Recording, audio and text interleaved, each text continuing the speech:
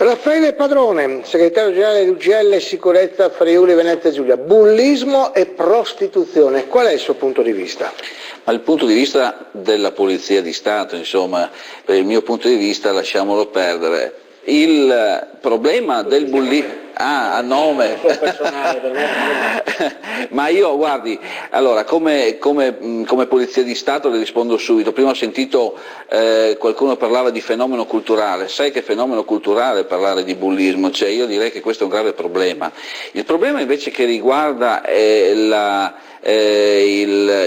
ragazzo è che oggi non c'è più questo rapporto con i genitori e quindi questo è il vero problema. Non si parla più in famiglia, non si ha tempo neanche di insegnare ai propri figli l'educazione, questo è il grave problema.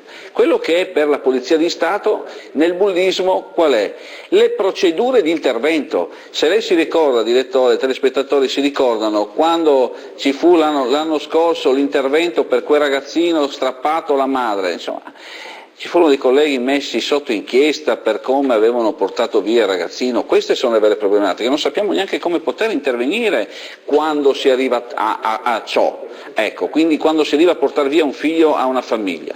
Per quanto riguarda invece il discorso della prostituzione, io pienamente d'accordo con per quanto ne pensa lei, direttore, alla riapertura perché almeno i controlli vengono effettuati in quelle 4 mura, cioè significa perdere meno gente, personale, poliziotti che girano le strade per controllare questi 4 disgraziati che fanno lo sfruttamento, perché il vero reato poi, come si diceva, è lo sfruttamento. Quindi in 4 mura i controlli, che poi i controlli sanitari li fa qualcun altro, ma i controlli di polizia vengono fatti in 5 minuti.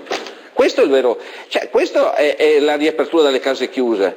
Oltre alle tasse, oltre a quello che diceva lei, ma almeno i controlli, lo sfruttamento, eliminarlo. Questo è.